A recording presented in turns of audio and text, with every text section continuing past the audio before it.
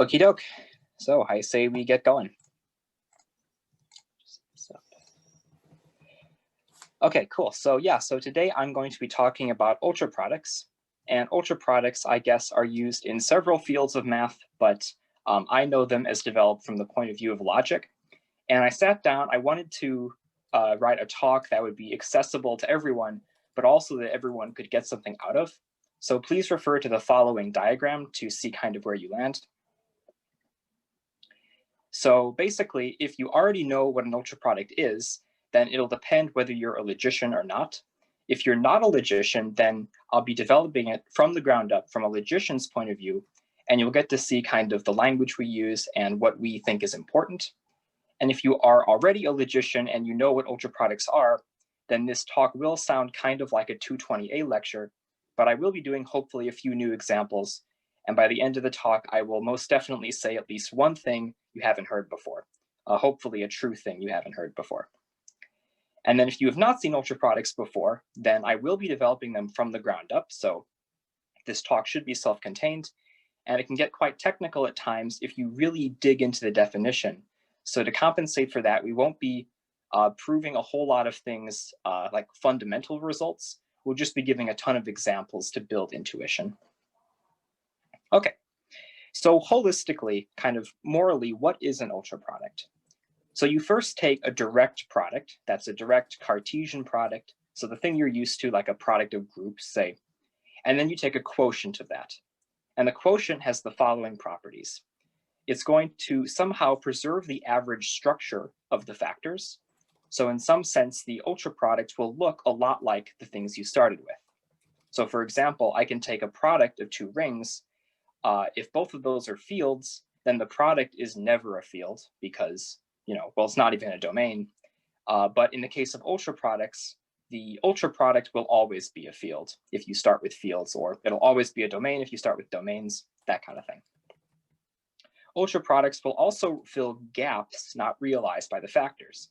And we'll make this precise later on, but basically it means something like a Dedekind cut or a Cauchy sequence that needs a limit. And those are the kinds of things that the ultraproduct will be filling in. But it'll turn out to do a lot more than that as well. And finally, the exciting part is that ultraproducts are relatively concrete.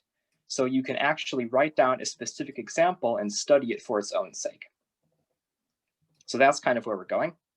So first, let's establish some notation just about direct products. So for a direct product, these will be over infinite index sets to make it interesting. You have some index set I, and then you have some sets that are indexed by I, just to draw a couple. And the elements are going to be represented by functions that pick out one element from each of these sets. And we're going to denote those with like F's or G's. So maybe F looks something like this. It just kind of snakes along. And then if we want to denote specific functions by listing their elements, we'll use the angle bracket notation, just like a vector in R3. Now we're going to put a quotient on this structure. So let's write down another element of the product. Maybe it chooses these points here, call that G. Now I define G so that it agrees with F on all of these indices, and it disagrees just right there. So it'll turn out if you disagree on just one index, then F and G will be identified. And in fact, the ultraproduct will identify a lot more than just disagreement on a single index. So the next thing we need is a tool that we're going to put down here on I that will tell us when two things should be identified based on the indices they share. And that tool is called an ultrafilter. So a filter is a collection of subsets, and we think of these as big sets, such that the entire index set I is big. If A is big and A is a subset of B, then B is also big. And then if A and B are big, then they're so big that their intersection is also big. So think about sets of measure 1 in a probability space, for instance. And it turns out that these first three properties are all you need for defining that equivalence relation. You can kind of see how these are going to give you like, reflexivity, symmetry, that kind of thing. It's tailored for that. But then we have this fourth property, which will be important as a detail in the proof of a theorem that we're not going to prove, but we're going to use the theorem a lot. So I'll state the property here. That is, for any set A, it'll either say that A is big or the complement of A. So everything in I, not in A, the complement is big. And it'll always make a decision between a set or its complement, which one is big. So there'll be no ties, basically. And with that additional property, we'll call it an ultrafilter. So let's just write down some examples. If you fix a designated element in your index set, you can say that you're big precisely when you contain that element. And you can check that's an ultrafilter. We call that the principal ultrafilter. Now, a more interesting example, let's take an infinite index set and say that you're big if the complement of that set is finite. So we call these sets cofinite. You can check that forms a filter, but it's not going to be an ultrafilter because you look at the naturals, right? The evens are not big because their complement is infinite, and the odds are not big because their complement is also infinite. So the cofinite filter is only a filter, it's not an ultrafilter. So some discussion, and also stop me at any time if you have questions. So some discussion. Cofinite sets are like finite sets, but the arrows are backwards. Yes, if you're a category theorist, maybe that makes sense. So, okay. Yeah, so some discussion. That first filter we wrote down is called a principal ultrafilter.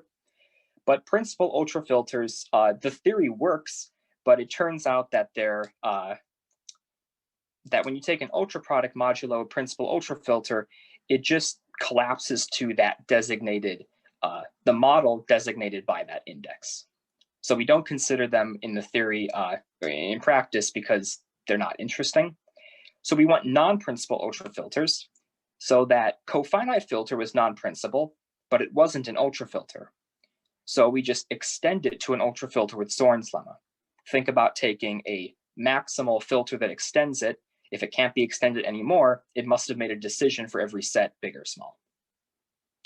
It turns out the existence of ultrafilters is not provable from ZF. That means without choice. But actually, the existence of non-principal ultrafilters is not equivalent to choice. It's something strictly weaker. And that's not an easy thing to show. I have not even seen the proof myself. I'm just citing this from Wikipedia. But in any case, it's a little bit of choice required to build up to a non-principal ultrafilter, but not that much. And I think morally, this is why ultraproducts are still somewhat concrete. And finally, given any non-principal ultrafilter, you can always show that it contains the cofinite sets as big, which means the picture will always look like this. You have the cofinite sets. It's not a filter yet, so you Zorn it up. It adds something. I don't know if it added the evens or the odds, whatever it did. And now it's an ultrafilter. But I don't know what it added to make it big. So in the theory, we can use the fact that it's an ultrafilter, but in every example we do today, the only fact we're going to be able to verify if I want to prove a specific set is big is by showing it's cofinite, because that's what I know for certain will always be big. So in a nutshell, when I say something is big in this talk, or I want to show that two things agree on a big set, I will always do that by showing the complement is finite. Okay, so we have our ultrafilter. Now let's define our ultraproduct. So as promised, we're going to put an equivalence relation on the set of all sequences. We're going to say you're equivalent if the set of indices on which you agree is big. And we're going to use the subscript to denote the equivalence class, and the ultraproduct is the quotient, the set of all equivalence classes. And so we haven't put any structure on it yet. This is still just a set, but you can already write down some interesting examples and ask a lot of questions about how large this set is, for instance. So let's do an example right now. We're going to take countably many copies of the naturals and string those together into an ultraproduct modulo a non-principal ultrafilter. So an element will look something like this, a sequence of naturals modulo U. And if I change only finitely many terms, I stay in the same equivalence class. Maybe I should have continued the pattern a little more, 3, 4, and so on. So these two sequences agree on a cofinite set, everything except the first two indices. And so that's always going to be big with respect to the ultrafilter, hence they're identified. Okay, so we're identifying a lot of stuff. What don't we identify? Well, for every natural n, I can map it to a constant sequence. And this map is injective into the ultraproduct, because if I change n, I change every single term. And well, that means I agree on the empty set, and the empty set is never big.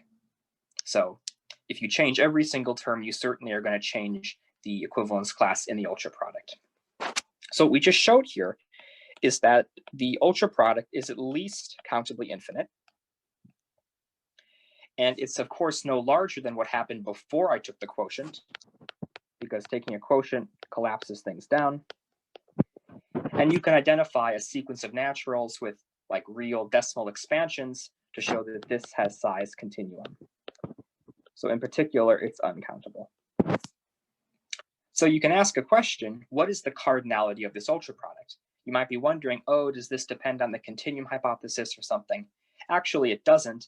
And you can show that it actually has size exactly continuum. So that's what we're going to do on the next slide. So we're going to show that this ultraproduct, whenever you have a non-principal ultrafilter, is uncountable. And to be specific, it has size continuum. So depending on CH, that might or might not be a strengthening.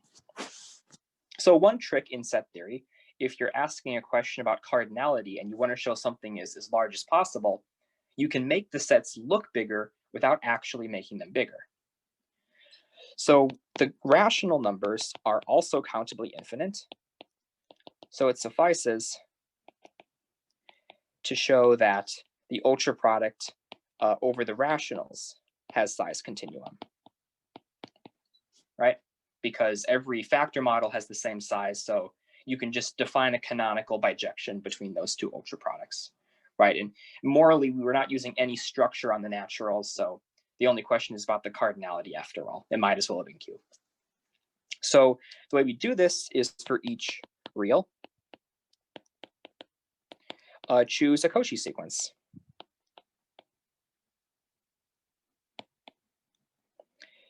Oops. Choose a Cauchy sequence. I'm going to call that F. And I'm going to use a little bit of notation here. It's a sequence of natural numbers. So that's kind of the notation I'm going to use, such that the sequence converges to R.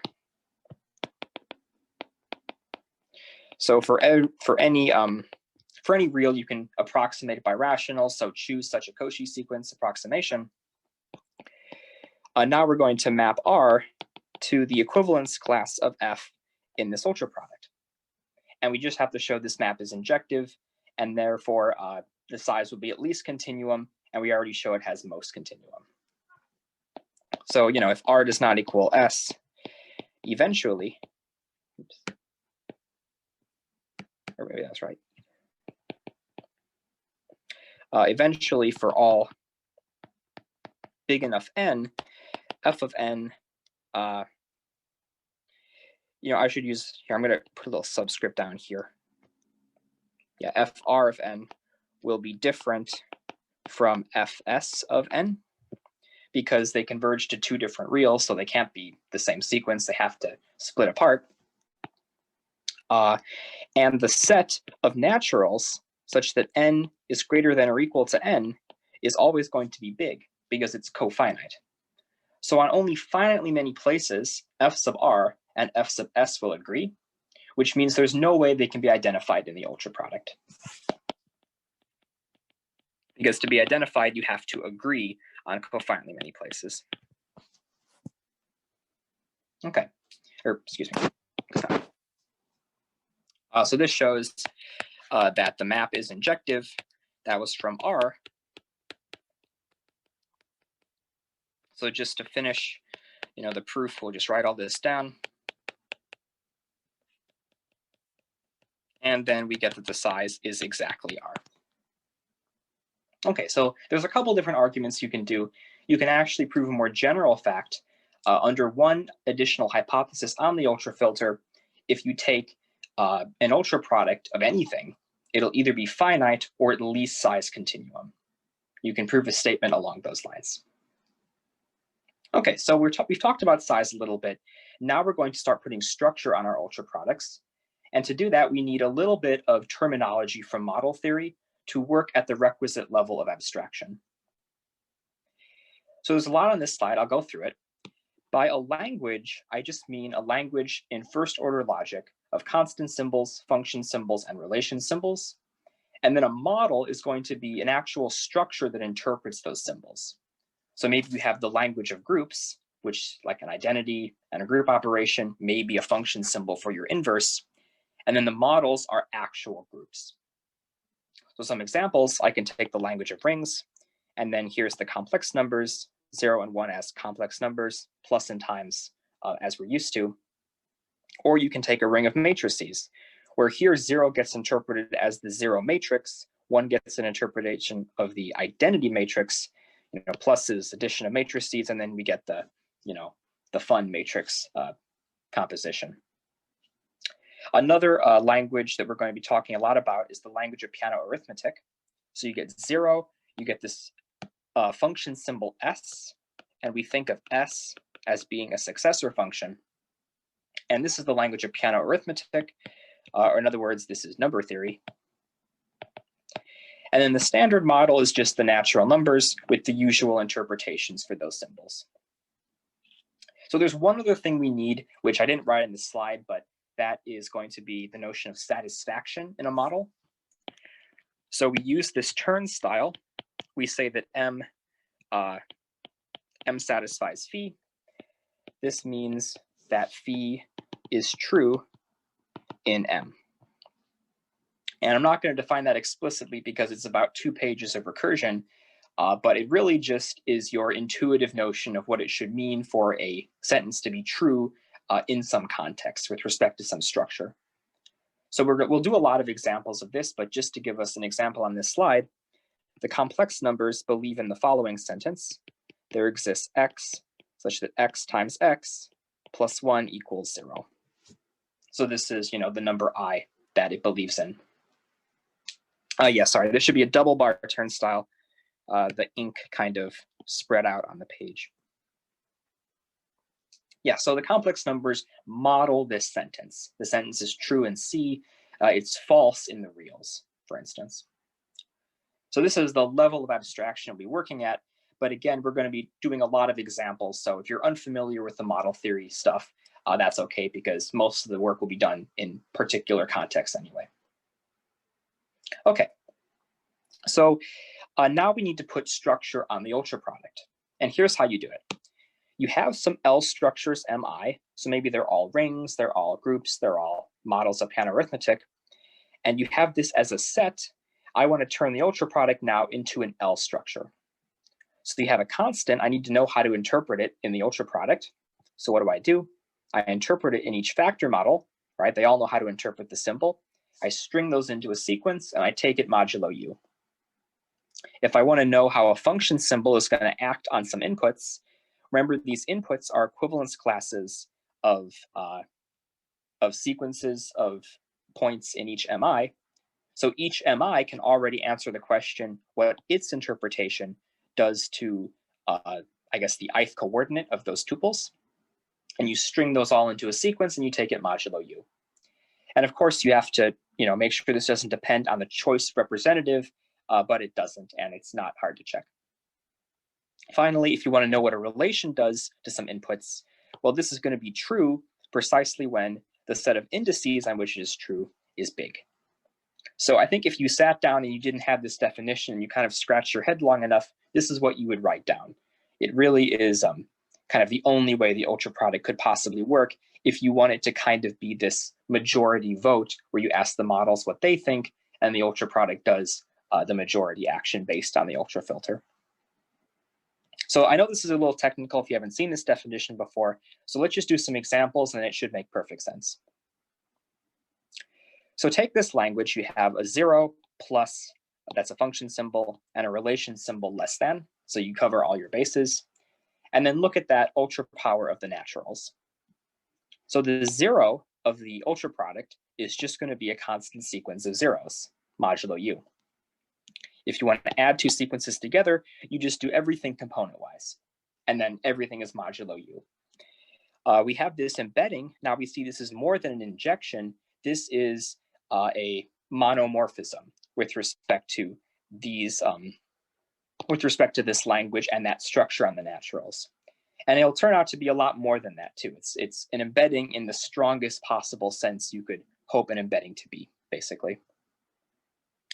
Now this is interesting down here. This example is starting to show kind of the wild and wonderful world of ultraproducts. Call this element alpha over here, the sequence 1, 2, 3, 4, 5. If you take a fixed natural n and look at its image in the ultraproduct, that will always be strictly less than alpha, because on all large enough terms of alpha, the kth term of alpha is larger than the kth term of the constant sequence n. So alpha is going to be larger than infinitely many other naturals. And this certainly is not true in the standard naturals, because every standard natural has only finitely many predecessors. But we kind of expected this because we already showed this structure is uncountable. So of course it has to have things beyond the naturals. So this is basically how it's done. You do everything coordinate-wise, and when you have a relation, you take a majority vote on what the coordinates did. And that tells you what happens in the ultraproduct. Yes, and thank you, Alex, for being a good LA in the chat. All right, so let's do another example.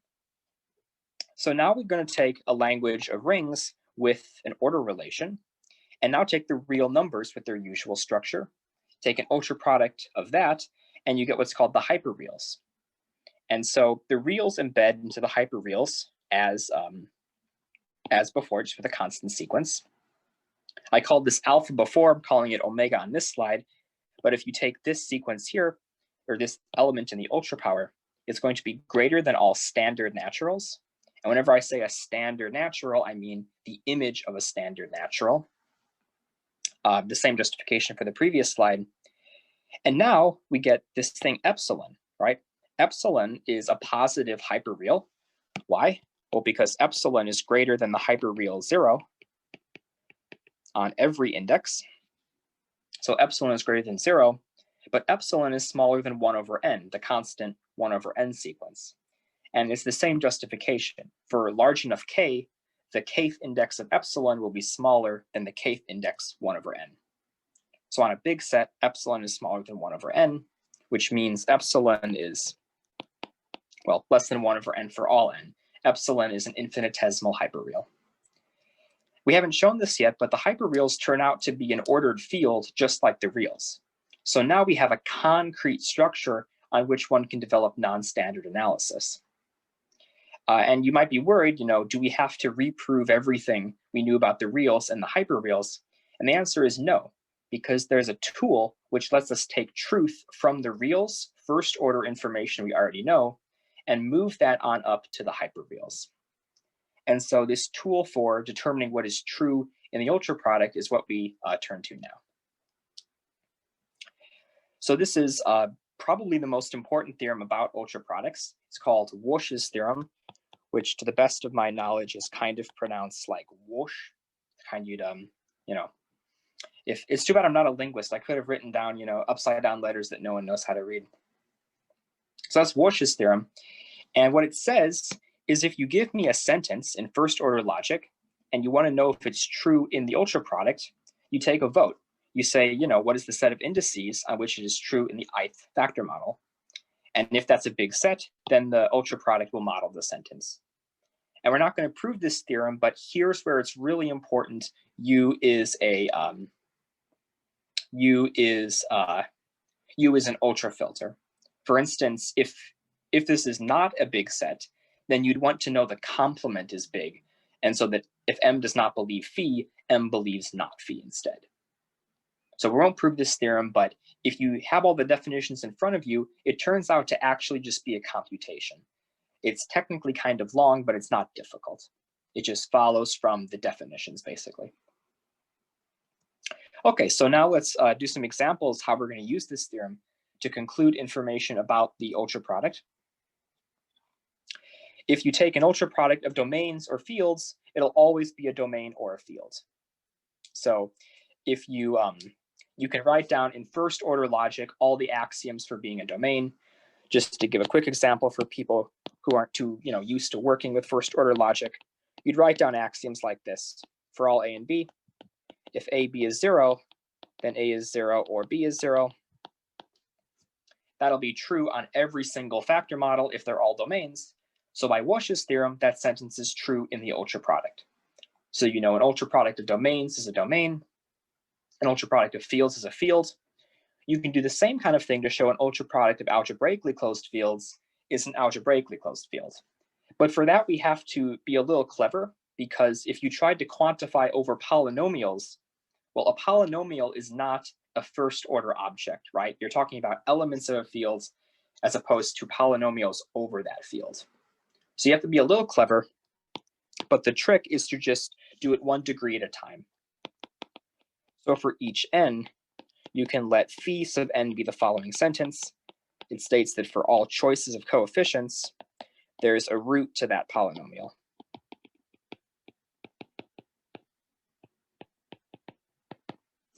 And so now we're just quantifying over elements of the model, not quantifying over polynomials.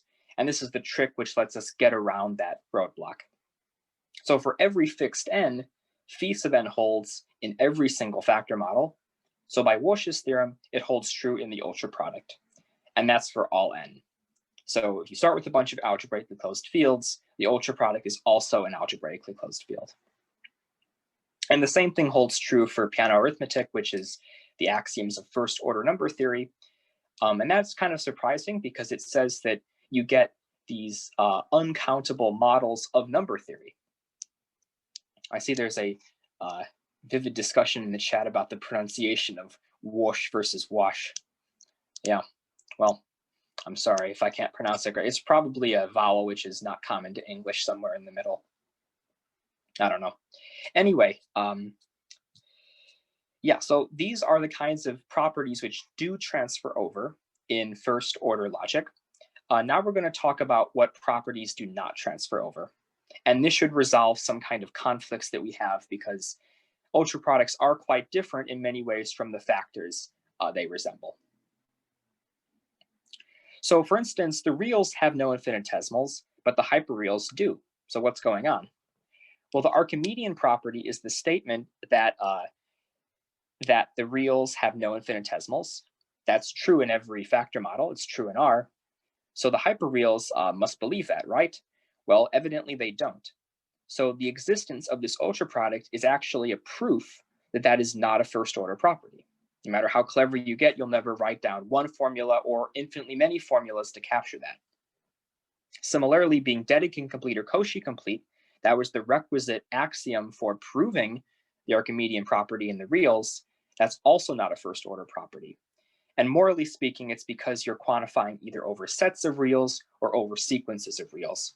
And that's second order logic. Now, it turns out you actually get a little bit of washing up, a little bit of a fundamental theorem for higher order logic. I can't remember exactly. Maybe it's just sentences where you start with an existential quantifier over a set from your model, and then everything else is first order.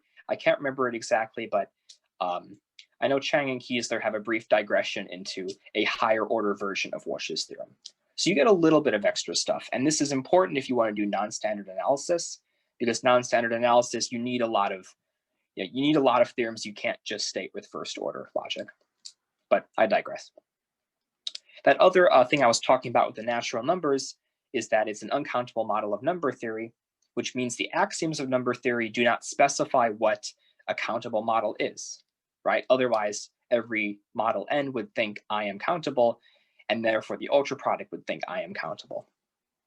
But the ultraproduct we know is uncountable, so you can't specify that as a sentence.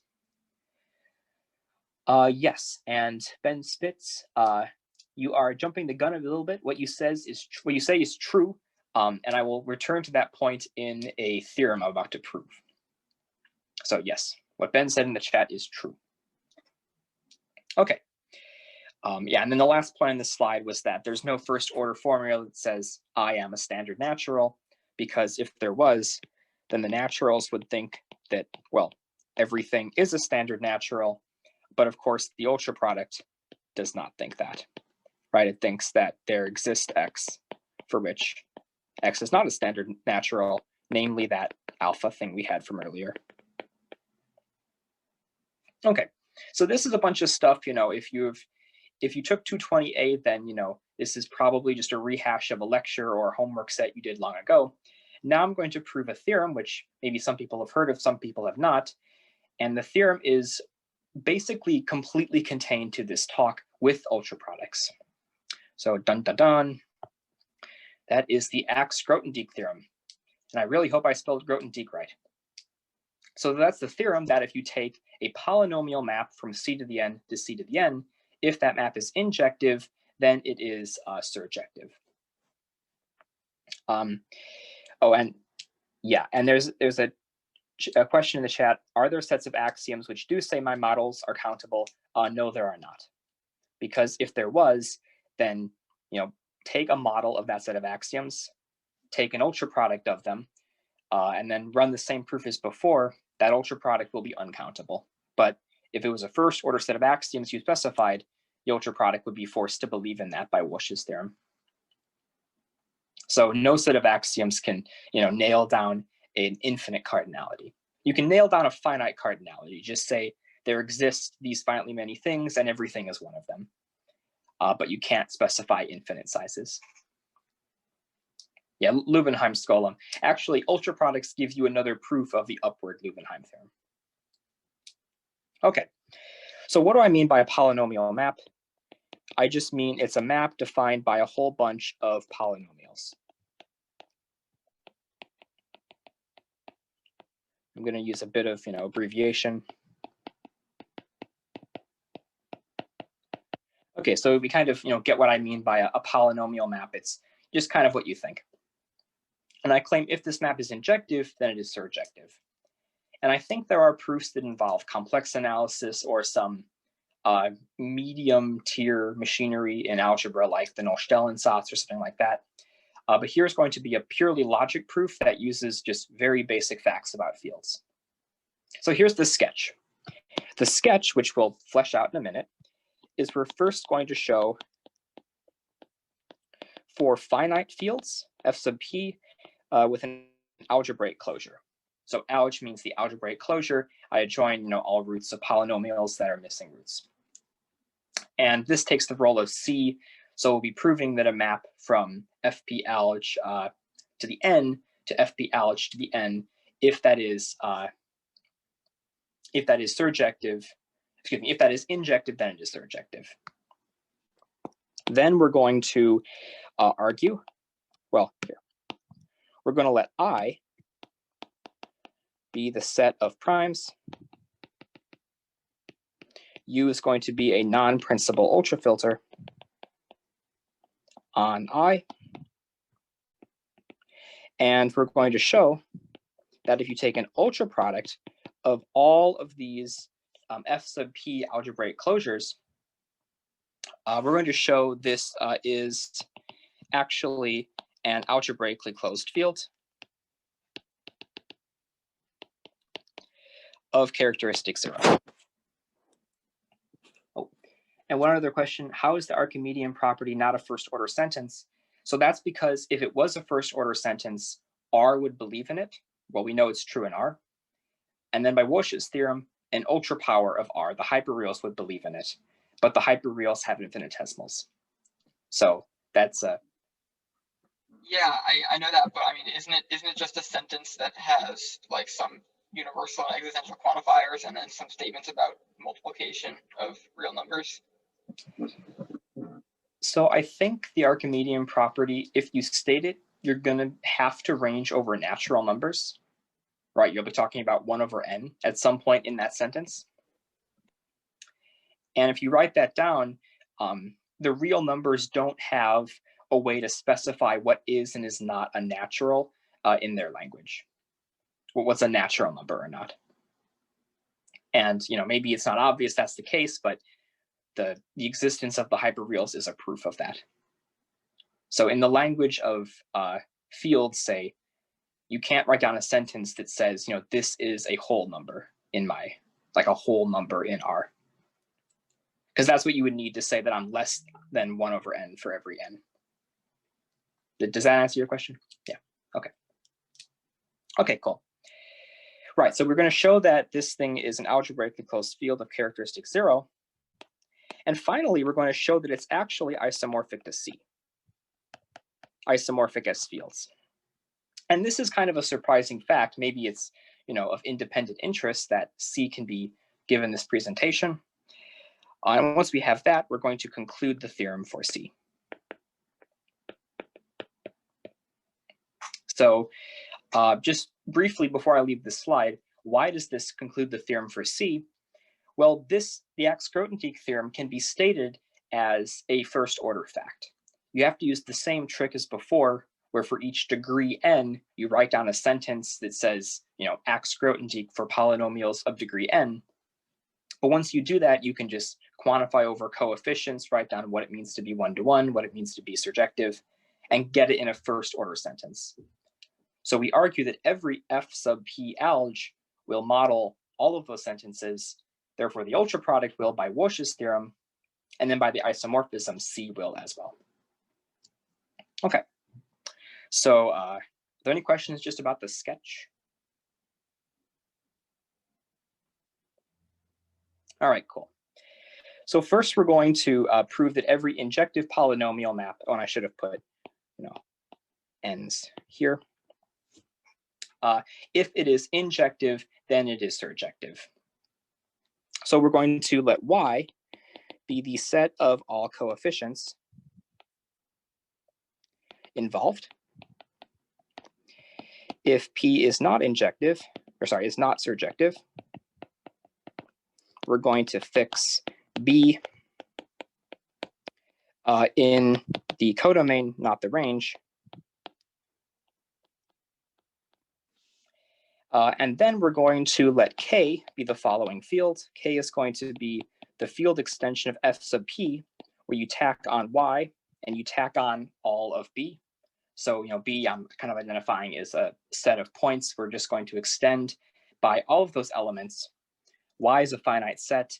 Both Y and B are in these fields, which are algebraic closures of F sub P, which means this is a finite extension. In particular, because F sub P is a finite field, K is a finite field. So we're just going to focus our attention now on K. We're going to restrict P down to K.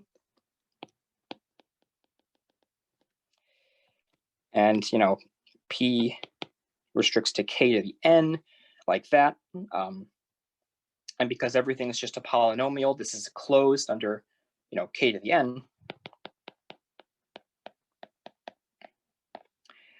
K to the N is finite. This is injective. And therefore surjective, right? Just by the pigeonhole principle. But this is a contradiction because then this B is going to be in the range of this restriction, in particular in the range of P. So this contradicts the choice of B. So P must have been surjective from the start. Okay, so are we good on claim 1? Sorry, what is K? Why is it a finite field? So K is the field extension of F sub P. It's an extension by finitely many elements. All of them are algebraic over P. Because it's the algebraic closure of F sub P. So that makes it a finite field. Okay, yeah. Thanks. Yep. Any other questions? Okay, so we have the theorem for F sub P alge. Now I claim this ultraproduct is a algebraically closed field of characteristic 0. And each of the factor models are algebraically closed fields. They're algebraic closures.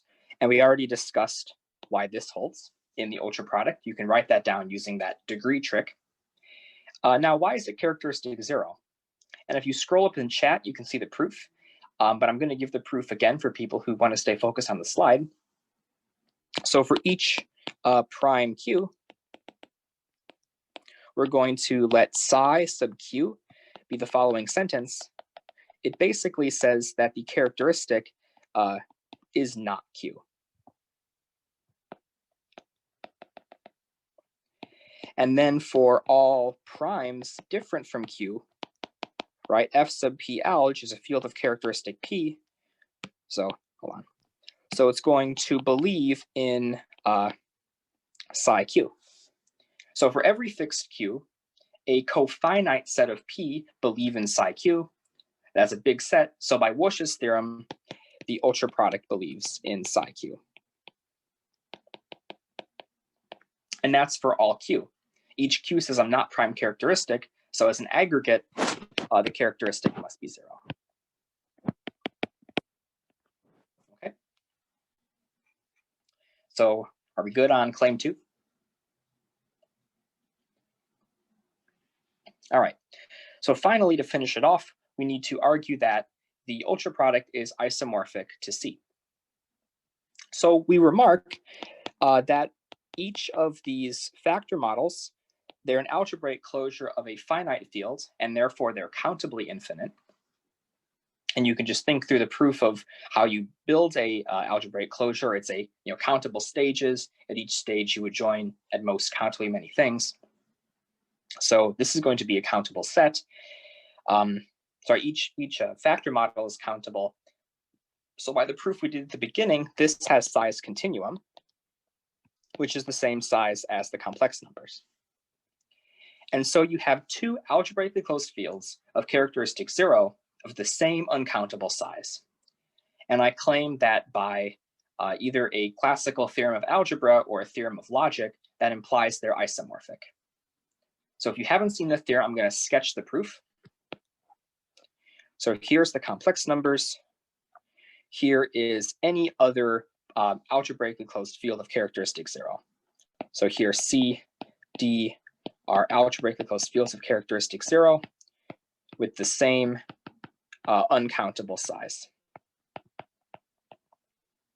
So first you look at what the rationals are, and you can find an isomorphism between those. And then you take their algebraic closure and find an isomorphism between those. Now you've only done a countable amount of stuff yet, and it's uncountably, both fields are uncountably infinite. So we can find something which is transcendental over the stuff we've hit so far. Now that can get mapped to something over here in D, and that defines a unique field isomorphism of their algebraic closures, right? They're both transcendental over the stuff you've done so far, and the stuff down below is isomorphic, so you can extend that one level up. Now you work in D, and you repeat and go into C, and define another partial isomorphism between their algebraic closures. And at every stage in this process, you've still only done countably much. I guess, depending on how the continuum hypothesis works out, you may run into the uncountable. But if you just keep going back and forth, you'll be below the sizes of C and D. And because they're the same uncountable size, you're not going to run out of one before you run out of the other. So you can just keep going. And in the limit, you'll have an isomorphism between C and D. So to formalize this, you would need maybe some transfinite recursion. If that makes you a bit squeamish, you can maybe get away with Zorn's lemma. But honestly, I think transfinite recursion is a bit less mystical.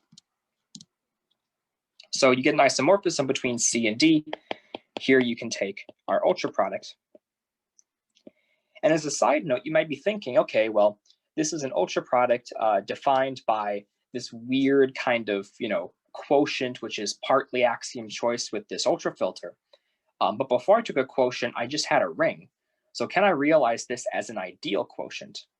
And I think you can. I don't remember the details. I didn't work that out myself. But it's an exercise. Determine whether or not this actually represents the complex numbers as a ring quotient, a quotient of a ring given by a product of fields of finite characteristic. So maybe someone who knows algebra is going to jump on me and say that's true or that's false very quickly. Isn't the set of things equivalent to 0 and ideal? Huh. Maybe. Well, what do you mean by, oh yeah, right, before you take the,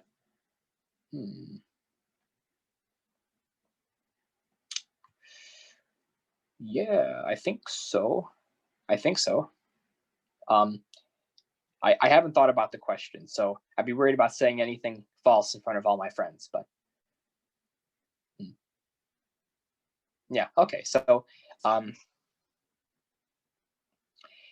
yeah, well, okay, I only have about 10 minutes left, and there's still one other important idea I want to get to before I run out of time. So I'll leave it to you to think about that, but for now, I will consider the Axe-Grothendieck theorem proved. Okay, so let's talk about an overarching theme that we've kind of seen the whole time, and that is the notion of a type. So a type is a collection of formulas with some common free variable. So you might write this as P of X, and you start listing the formulas in that type. And the idea is that the type is expressing some kind of exciting object.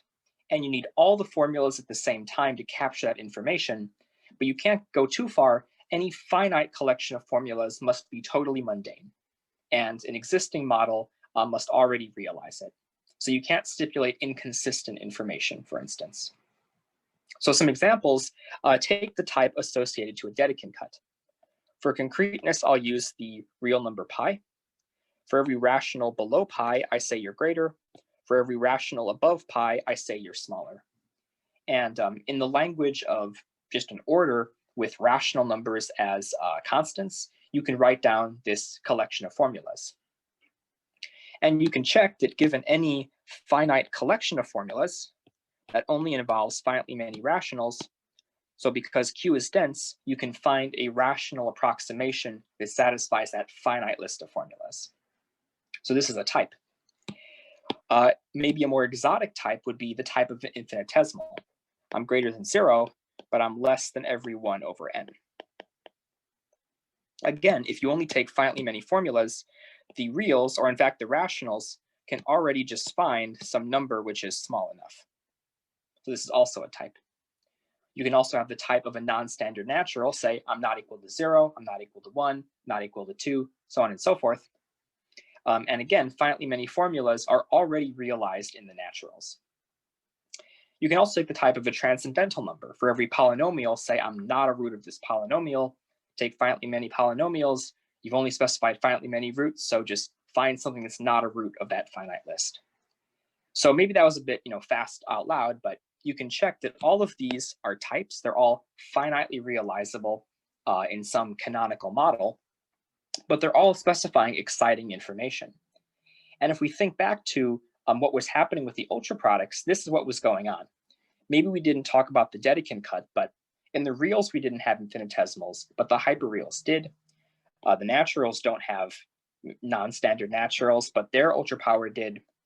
Every f sub p algebraic closure was an algebraic extension, but the complex numbers have transcendentals over Q. So in all these cases, we were realizing these types, whether we thought we were or not. It just kind of happened in the construction. And you can ask yourself, does this always happen? And the answer is yes. And so you have the following theorem. Suppose you have a non-principal ultrafilter, and then you have one other hypothesis, and it looks kind of weird. It says you have a countable collection of big sets whose intersection is empty. Equivalently, I could have said the intersection is not big, but you can show it's equivalent to this statement here. And what it's saying is you're not closed under countable intersections. That's kind of a weird hypothesis for a theorem to have. Normally, you kind of assume as much closure as possible, and if you don't have it, you don't use it. But here we want it not to be closed under countable intersections. Under that hypothesis, the ultraproduct will satisfy every countable type. And I'm lying a tiny bit when I give this definition, but we say that model is omega 1 saturated. So if you're a logician, you know the correct definition. but the theorem as stated is true. And with the correct definition in its place, you would just need like one other hypothesis. It makes the theorem a little more complicated to state, so I didn't want to do that. So I don't have time to give the full proof, so I'll just sketch the argument. So we can arrange, oops, this is green. Come on. So you can arrange for those sets A to form a descending chain.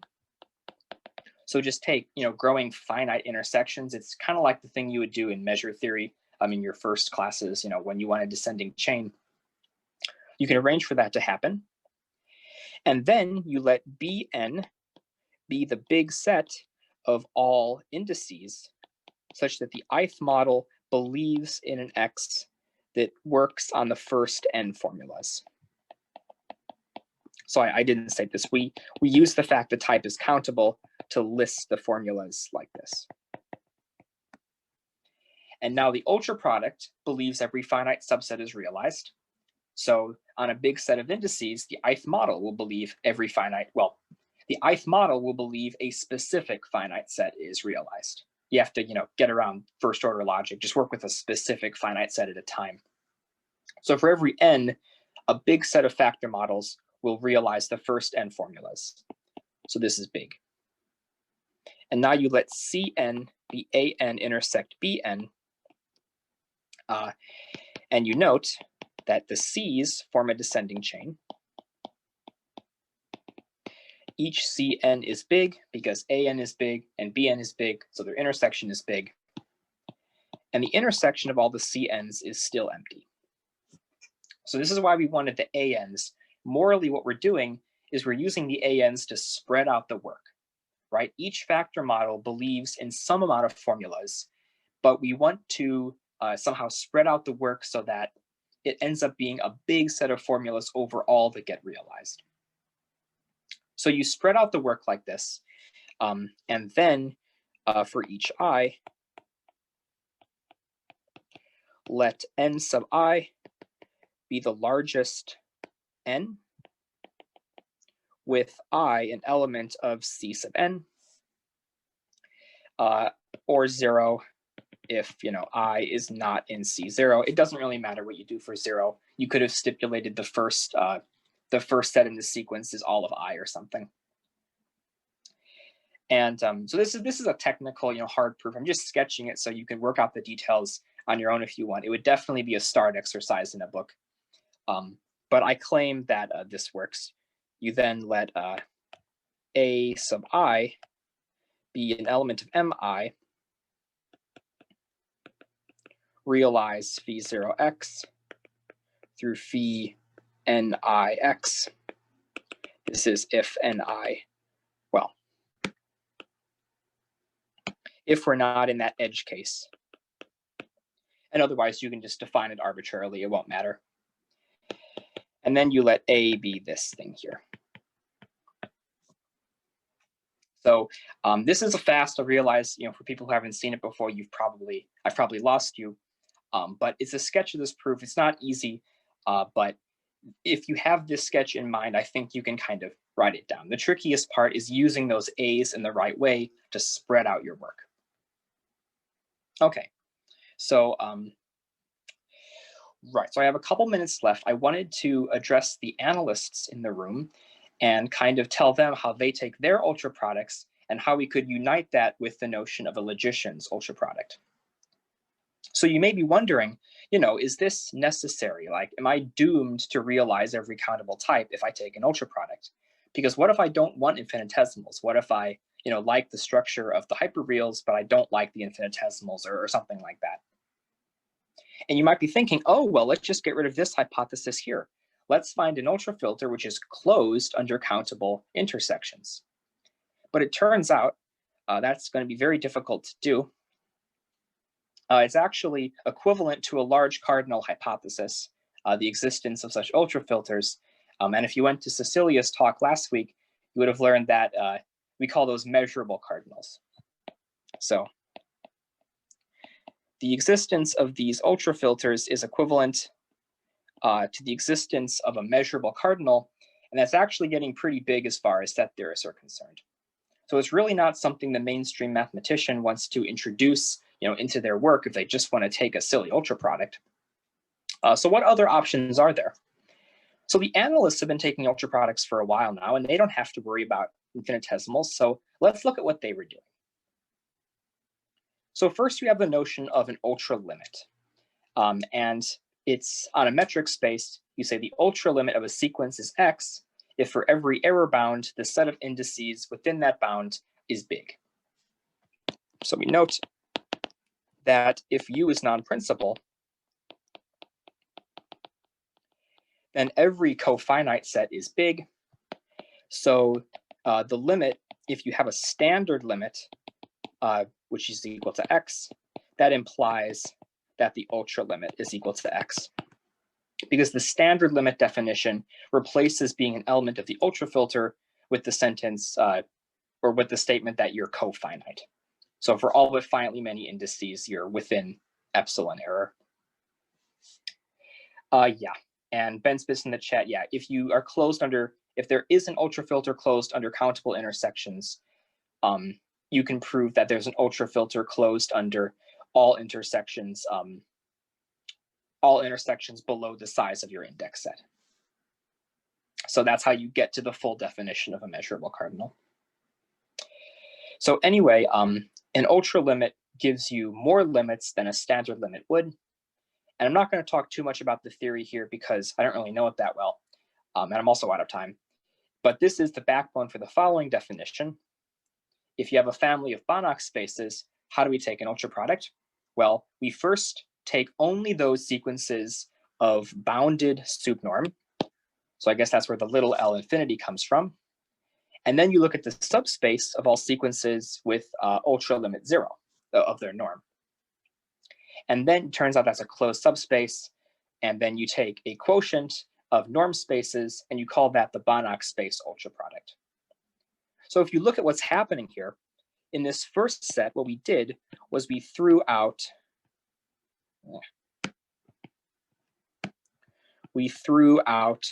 like unbounded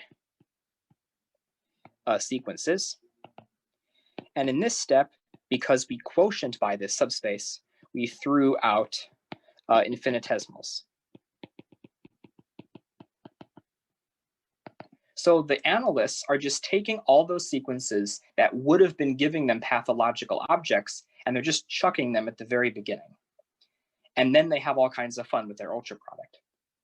So I read up some properties of their ultraproduct, and it turned out to be analogous to the properties we were discussing. There's a very exciting kind of correspondence.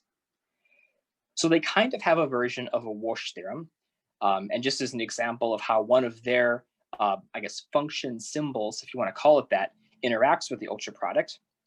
If you want to take a norm of an element of the ultraproduct, you just take the ultralimit of the norms of the factors. An ultraproduct of Banach spaces with respect to a countably incomplete ultrafilter, that's an ultrafilter not closed under countable intersections, is either finite dimensional or non-separable. And this is analogous to a result which I kind of mentioned at the beginning. This is kind of like saying you're either finite or uncountable. And by uncountable, I mean size at least continuum. So it's kind of like that. And then this is what I found very exciting because I barely understand the definitions here, but it seems exactly like omega-1 saturation. Suppose Y is a separable Banach space. That's kind of like saying you're countable. That's finitely representable in X. That means every finite dimensional subspace is isomorphic to a subspace of X. And then there's a technical definition on the isomorphism. But this is kind of like saying the type is finitely realizable. And then we have the same hypothesis before that U is not closed under countable intersections. The conclusion of the theorem is that Y embeds isometrically into the ultrapower. And this is kind of like realizing the type. So it realizes the type Y, in some moral sense. And if you read the proof of this theorem, the proof is very similar to that sketch that I gave. You use the A sub n's to kind of spread out your work, and then you'll be embedding you'll be defining some kind of element based on the embeddings of those finite subspaces. So I didn't really read the theorem, it was above my pay grade, but I did find there to be a pretty striking similarity, at least in the statement and the proof. Okay, so I'm about out of time, so I was going to say, what a definition of a Banach space was if you're a model theorist, but as you can see, it's quite horrific. Basically, model theorists don't do functional analysis. It really wasn't made for that. And part of the reason it wasn't made for that is because if you take an ultraproduct, right, you have the reals sitting inside your structure. So as soon as you take an ultraproduct, you're going to get non-standard reals. You're going to get the hyperreals. So your norm would be taking on infinitesimal values, and I'm pretty sure that's not what a functional analyst would want. So I found a paper from 2017 that actually develops a generalized notion of ultraproducts that reconciles these two views. And that's called the gamma ultraproduct. And I don't think this is a very this isn't some hot topic of research. I think this was just like a fun side project someone had. But basically, it's an ultraproduct designed to not realize certain types. So you take your set gamma of types you want to omit. So maybe you have the type of an infinitesimal, the type of a non-standard natural, say, and you want to make sure that they're already omitted in the factor models. So you can't come in with infinitesimals. You have to have standard models to start with. And then first you form this set, and you make sure you only take those elements F that are not going to be realizing those types. So for every type in gamma, there is at least one formula on which a big set of indices for that function F say no to that formula. So you're only taking those functions that weren't going to realize types in gamma, and then you quotient by U, and you kind of this is in some sense it's a subset or substructure of the standard ultraproduct, and you use that to inherit all the interpretations of function symbols and relation symbols and stuff like that. And it turns out this is not an easy thing to pull off, because you need a bunch of technical conditions on gamma to make this structure look like what you want and to get a version of Walsh's theorem for the gamma ultraproduct. But this paper did claim that the model theorist ultraproduct is a gamma ultraproduct if you write down the correct set of types and, I guess, cast a Banach space in terms of model theory in the right way. So it looked pretty technical. It didn't look maybe even all that illuminating, but it was a formal correspondence between what the logicians are doing and what the analysts are doing. So I realize I'm about out of time, so I have only one more application, and that is ultrapowers are apparently very useful in the automotive industry. So yeah, so thank you.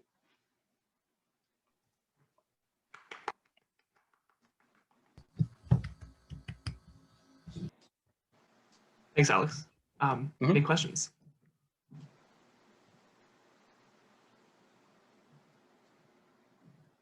I guess I have a question, which is about those the ultrafilters that are not closed under countable intersections. So you mentioned that if there is such an ultrafilter, we get a measurable cardinal. Yeah. Or sorry, an ultrafilter that is closed under countable intersections would give us a measurable cardinal. Yeah. But on the other hand, can we show in ZFC that there are ultrafilters that are not closed under countable intersections? I'm imagining on N, you start with the non-zero multiples of powers of 2 as your descending sequence of sets that intersects trivially, and then try to extend that to an ultrafilter or something like that? Yeah, in fact, every non-principal ultrafilter on a countable set will not be closed under countable intersections, because you can just take so if U was is non-principal ultrafilter on the naturals, let A sub n, right? There we go. Right, this set is big because it's cofinite, right? And thanks. Yeah. Okay. Anyone else?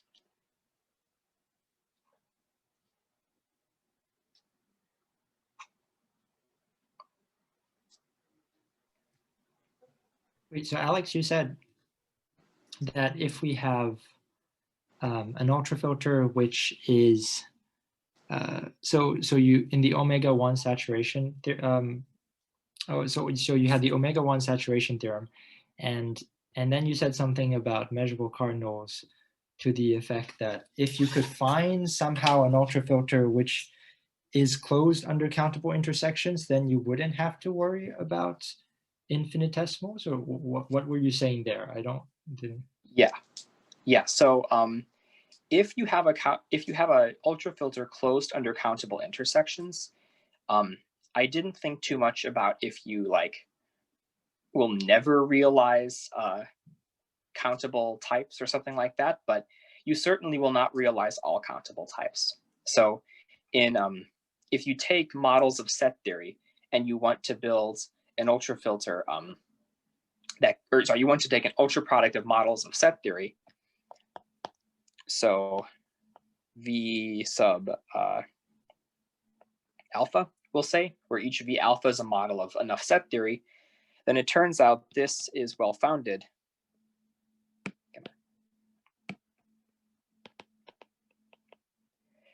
If and only if U is countably complete. And well-founded for everyone else means there's no descending epsilon chains. So you never have a set with an element with an element with an element that, goes descending epsilon chain that goes straight down to hell. That doesn't happen in well-founded models, and you can cast that as a type. So it's a type in infinitely many variables with the formulas that x2 is in x1, x3 is in x2, x4 is in x3.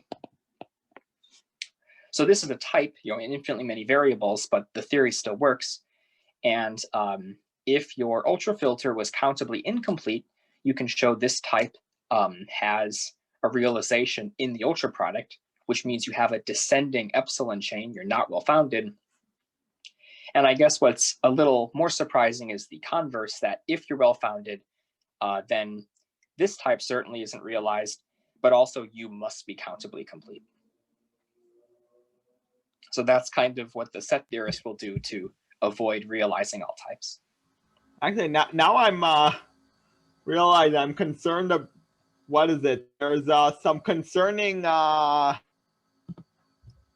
There's something concerning about this example and like this earlier discussion about gamma. Was it the gamma ultra power or ultra product? So why can't you take why can't you take a gamma ultra product with gamma being this type, the type you just gave, and then make some sort of and then use and then make well-founded models of ZFC without countably complete ultrafilters. Yeah, and then the worry is you could get embeddings like from V, and then get measurable cardinals. Yeah, I didn't think about that question in particular, but the paper, which I didn't read, but the paper made it very clear that there were a lot of conditions on gamma you had to have true before you could conclude that the gamma ultraproduct, the paper said, was even a structure. So there are a lot of conditions on gamma, and I think that would somehow eliminate that problem. So for instance, you wouldn't be able to conclude that it was a model of ZFC unless you knew something special about gamma. Okay. I have another question about just like ultraproducts of fields. If we take the ultraproduct of a bunch of fields, one of each characteristic, then it's clear that the result will have characteristic 0 by the argument you gave. Mm-hmm. But what if we took like the ultraproduct of all finite fields, not just the ones of prime order? Then there are infinitely many that have characteristic p for all p. And so it's not clear, at least immediately to me, what the characteristic will be. I feel like it should be 0 because it would be ridiculous for it to prefer any prime. Yeah, that's a good question. Well, that sort of thing, it might depend on the ultrafilter, because the ultrafilter, for instance, could think that evens are a big set.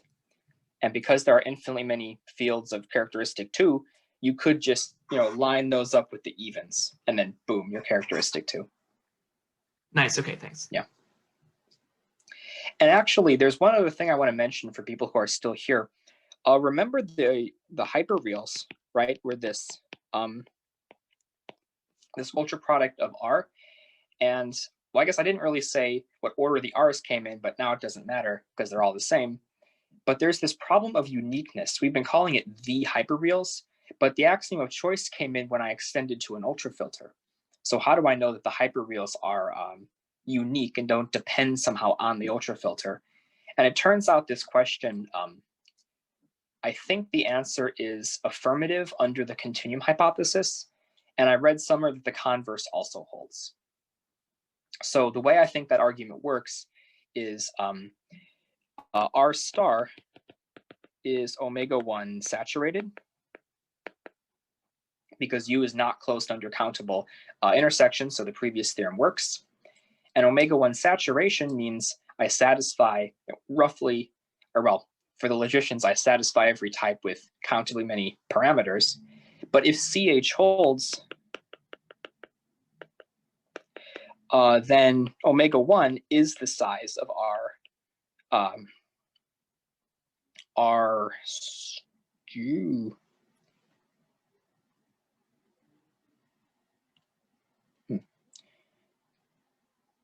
Wait a minute. I think this is so. Okay.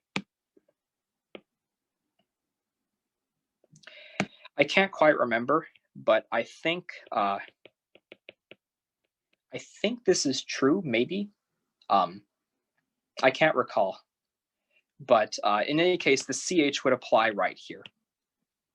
And then you would use the uniqueness of omega-1 saturated models to show that the hyperreals are unique. I think that's how this argument goes. Maybe someone can correct me. Well, you mean the cardinality of R star, not the... Yeah, sorry, that they got flipped. So I can't quite remember. I'm pretty sure R star has size continuum, but Well, if you take the direct product of countably many copies of R, that has size continuum. Okay, yeah, of course. Yeah. Thank you. Yeah. So there's a result that says saturated models are unique in a power, which saturation means I satisfy all types with fewer parameters than the size of my model. And that's the best you can do, because if you had the whole model to work with, you could just say I'm not equal to anything in my model.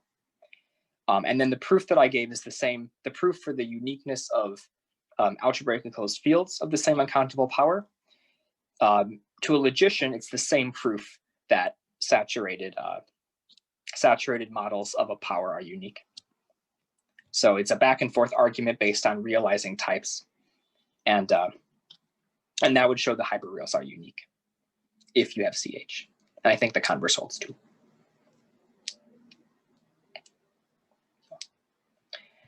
Okay, any other questions?